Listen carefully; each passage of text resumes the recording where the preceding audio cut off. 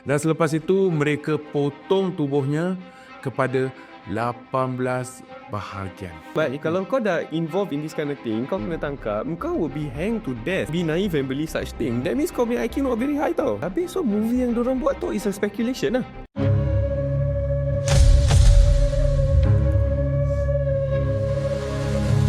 Dalam bayang malam,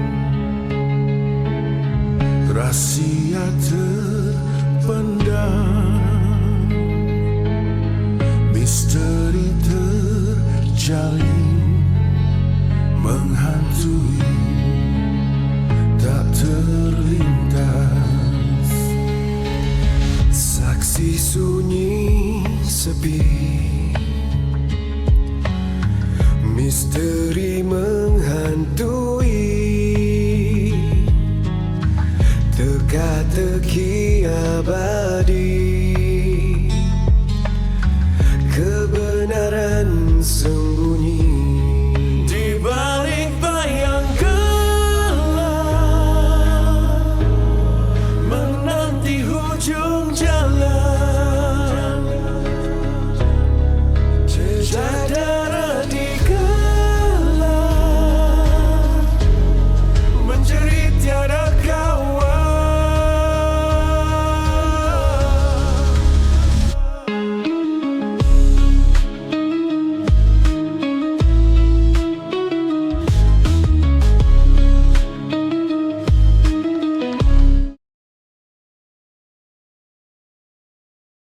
Assalamualaikum dan selamat datang ke lagi satu episod of Another Case. Salam Ramadan, Ramadan Karim. Yes, tonight we are diving into one of the darkest murder cases in Malaysian history. Kes yang melibatkan seorang bomoh, ahli politik dan pembunuhan yang paling kejam pernah berlaku di Malaysia. Kes apakah itu? This is the story of the famous Mona Fendi. Before we go deeper, let's talk about who Mona Fendi really was. Nama sebenarnya ialah Mazna Ismail. Dilahirkan pada tahun 1956 di Perlis. She actually started her career as a pop singer in the 80s. Tapi sayang, kerjaya nyanyian Mona tak bertahan lama. Album dan lagunya tak mendapat apa-apa sambutan. And after that, she shifted into something more profitable. Something with a higher return of investment. Dia mula menawarkan perkhidmatan bomoh khas untuk orang kaya dan orang-orang yang berpengaruh. And macam itulah, that's how she crossed path with Datuk Mazlan Idris. So Datuk Mazlan ni, he was a politician yang successful daripada Pahang. Ya, dia seorang exco kerajaan negeri yang bercita-cita tinggi. Dia assemblyman lah. Yeah, he wanted protection. He wanted to rise even higher. Jadi, dia bayar Mona sebanyak 2.5 juta untuk satu ritual khas. Nampak sangat we are in the wrong business, tapi $500,000 in cash and several land titles, bro. Yap. Banyak, bro. Apparently, ritual ini akan menjadikan beliau kebal dan sukar untuk dikalahkan. So, on July the 2nd, 1993, Datuk Mazlan pergi ke rumah Mona di Raup. Mereka siapkan bilik khas untuk upacara itu dengan lilin, kemenyan dan suasana yang sangat mistik. Dia disuruh untuk baring, tutup matanya dan stay completely still. Kononnya, ritual ini akan membuatkan beliau lebih kuat dan dilindungi. But, instead of power, he got death. Sound effect. Juraimi, pembantu Mona, menetak leher Datuk Mazlan dengan kapak. Dan selepas itu, mereka potong tubuhnya kepada 18 bahagian. Okay, what I read online, about this conspiracy was, dia kena tetak sebab dia tak ikut pantang larang yang ditetapkan oleh sang bomoh. After the killing, they buried the body behind the house. Mereka tanam mayat Datuk Mazlan di belakang rumah dan tuang simen untuk menutup bau. And the very next day, they went shopping in Kuala Lumpur. Dengan menggunakan duit Datuk Mazlan sendiri. But how they got caught? Okay, so when Datuk Mazlan went missing, people started asking questions. Beliau mula hilang, tidak hadir mesyuarat, hilang tanpa jejak dan akaun banknya menunjukkan withdrawal yang sangat-sangat besar. And police investigations quickly led to Mona and her husband. Juraimi pula akhirnya mengaku selepas disoal siasat polis. And he confessed everything. The plan, the murder, the burial. Polis gali kawasan belakang rumah Mona dan jumpa mayat Datuk Mazlan yang tertimbus dengan simen. Okay, let's talk about the trial lah. What eventually happened? Okay? So the trial started in 1995 and it became a national sensation. Yes, the national sensation sampai orang ramai berpusu-pusu ke mahkamah and every media outlet were reporting about this case, every single detail. And the whole time, Mona kept smiling. And how was her smile? Nanti kita include kat sini. Okay, dia langsung tak menunjukkan rasa takut. Malah sentiasa tersenyum dan melambai ke arah kamera. Akhirnya, ketiga-tiga mereka dijatuhkan hukuman mati pada 9 Februari 1995. So now, moving on to the execution. On November 2nd, 2001, they were executed at Kajang Prison. And here's a scary part pula. Sebelum digantung, Mona sempat berpesan, "Aku kan mati." And that's the line that made her the legend that she is today. Yep, ada yang percaya rohnya masih ada berkeliaran hingga hari ini. The old Kajang prison, they say they saw apparatus that looks like her and all of that. But we never know. Sebab kita tak nak pergi sana.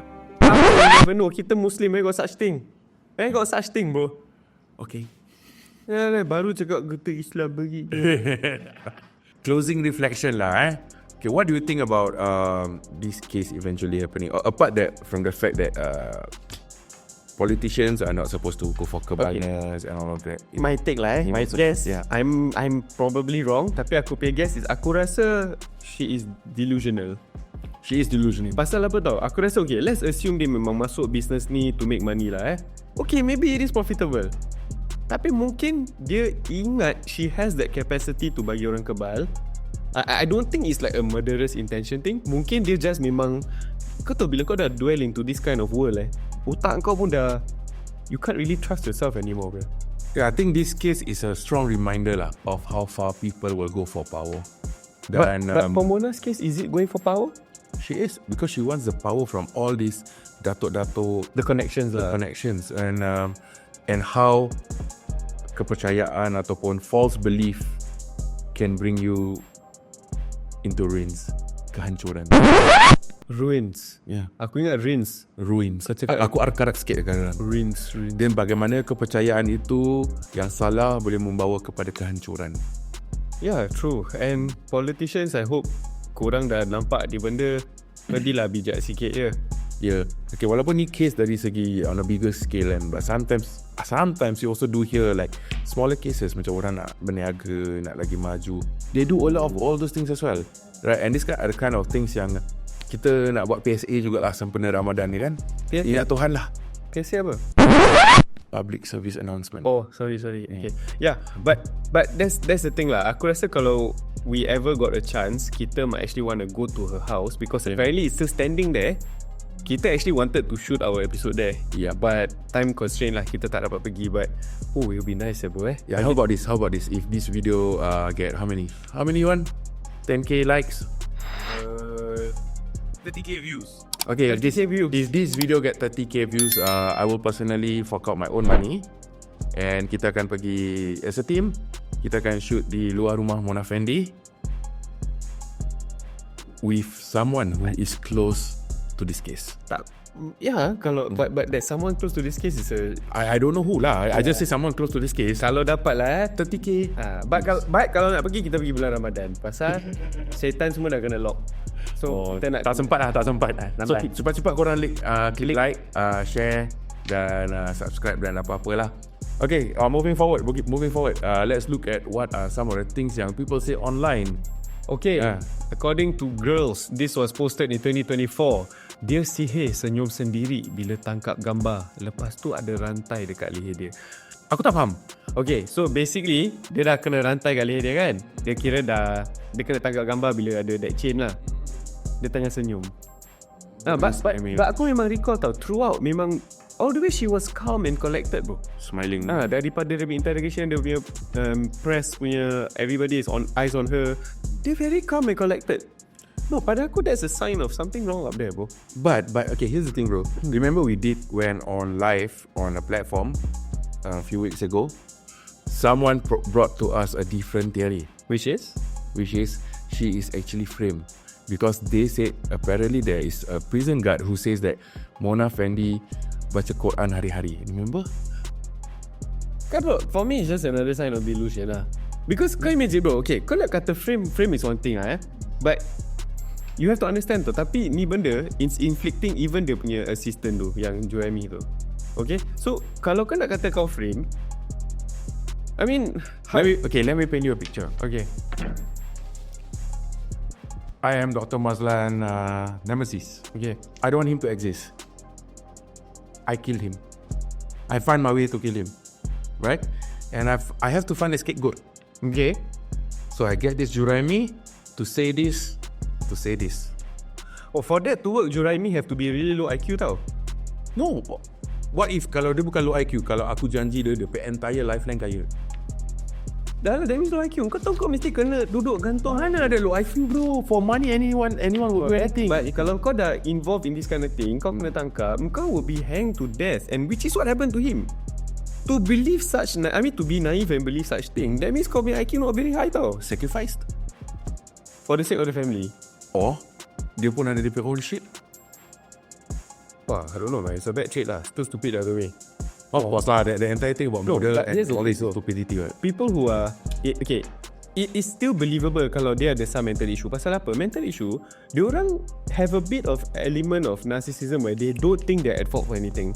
So maybe she genuinely thinks she's doing what is right even though she's wrong. Maybe she thinks she's super powerful, the God syndrome man. Maybe I mean you can read the Quran all you want, you know, but aku tengok orang yang buat salah bawa punya kuda kepang, dia pun ada baca ayat Quran, lepas tu dia masuk among ni among apa punya ayat. Among tu apa? Tak tahulah.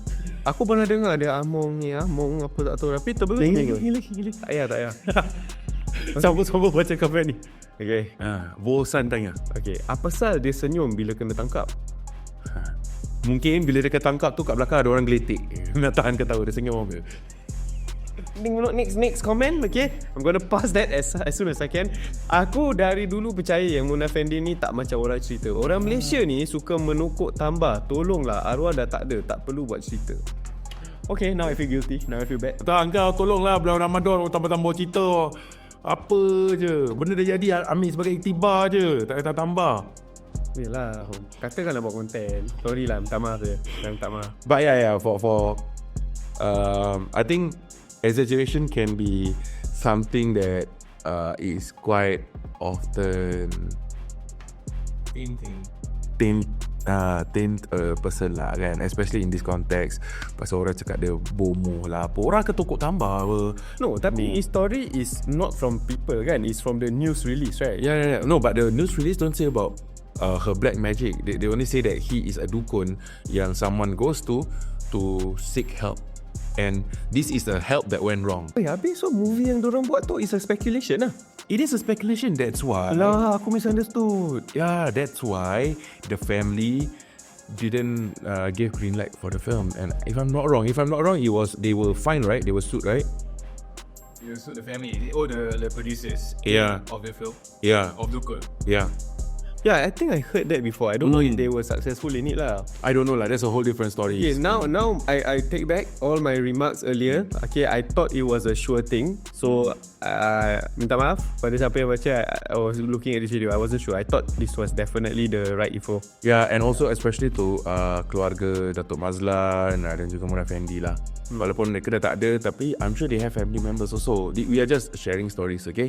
Kita minta maaf lah sebab kita kat sini sekadar nak kongsi cerita dan sebarkan awareness. tentang benda-benda yang pernah berlaku di sekitar dunia Melayu kat sini. Antaranya perkara-perkara pembunuhan seperti ini. Dan aku tak tahu kenapa orang kita, walaupun kita dah di tamadun yang penuh serba kemodenan, kita masih ada juga melakukan perkara-perkara sebegini. Walaupun cerita ni berlaku dari dalam tahun 1990-an, sekarang dalam tahun 2025 pun ada juga cerita-cerita macam ni. Dia macam ada lagi aku tak tahulah kan. Yeah, for all you know, ada yang missing people out there semua dah kena going through the same thing. Dorang pun dah tak ada. But the case is just closed. You don't hear about it. Yeah. Yep. So when that happens, kita tak mengharapkan lah. But when that happens, you'll be sure to report in another case. Yep. Thank you so much for sharing. This has been another case. Jangan lupa untuk sertakan komen di bawah kes-kes apa lagi yang korang nak kita kongsikan. Dan jangan lupa untuk sertakan feedback, sharekan kepada kawan-kawan dan kasih thumbs up lah, like ke apa kan, subscribe. Macam aku cakap tadi, the offer still stand Syarin. 30k views 30k views kita visit rumah arwahnya Mona Fendi dan kita cari someone close to the case. Final case. Let's go.